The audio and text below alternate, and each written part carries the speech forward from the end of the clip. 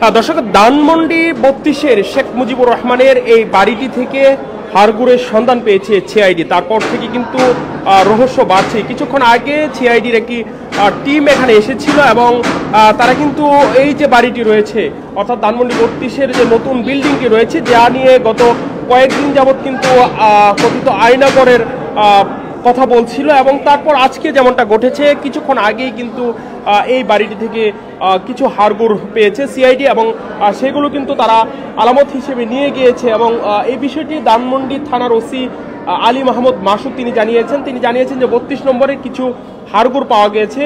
এখন সেগুলো মানুষের নাকি অন্য কোনো প্রাণীর সেটি নিশ্চিত হতে সিআইডি ক্রাইম সিন ইউনিট এসে আলামত সংগ্রহ করেছে। আলামত সংগ্রহ শেষে সকাল 10টা সোয়া 10টার দিকে সিআইডি টিম এই যে আলামত সেই আলামতগুলো কিন্তু নিয়ে চলে গিয়েছে।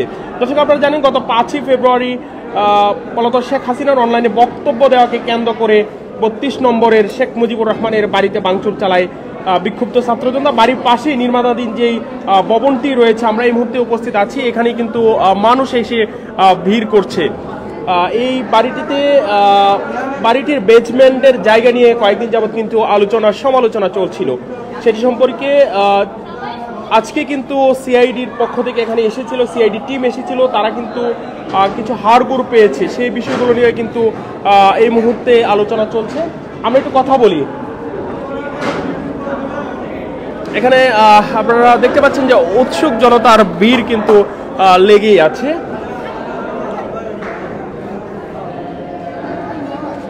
আমরা একটু কথা বলি। আপনারা কোথা থেকে এসেছেন?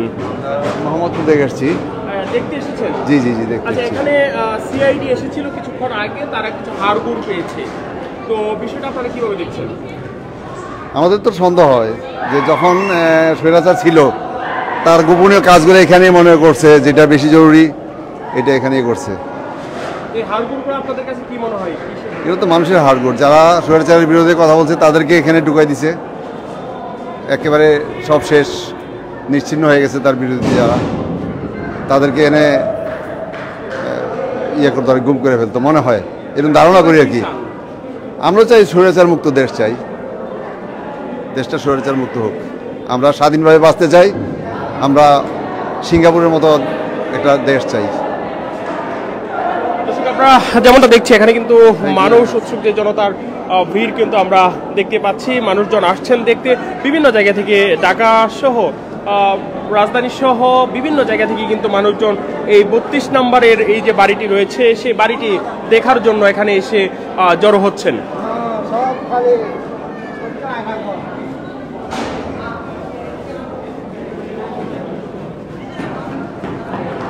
10টা নাগাদ কিন্তু সিআইডির একটি টিম এসেছিল, তারা এখানে কিছু হাড়গোড় পেয়েছে এবং সেগুলো সংগ্রহ করে তারা নিয়ে গেছে। আমরা একটু কথা বলি। আপনার সাথে কোথা থেকে এসেছেন?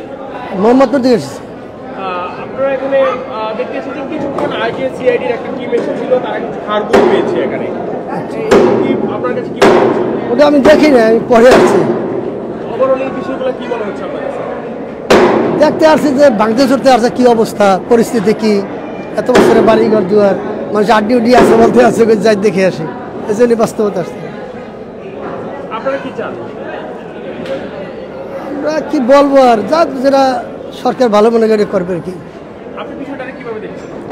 আমি বিষয়টা এটা ইতিহাস বলে দিবে, আমি কি বলবো, কালের আগামীতে যে ইতিহাস হবে এটা ইতিহাস হয়ে থাকবো। স্বাধীনতার 53 বছর পরে এরকম ঘটনা, এটা তো ইতিহাস নির্ধারণ করবে যে ভবিষ্যতে এটা কী হবে। টেলিভিশনে দেখলাম, তাই সরজমিনে দেখতে আসলাম বরিশাল থেকে।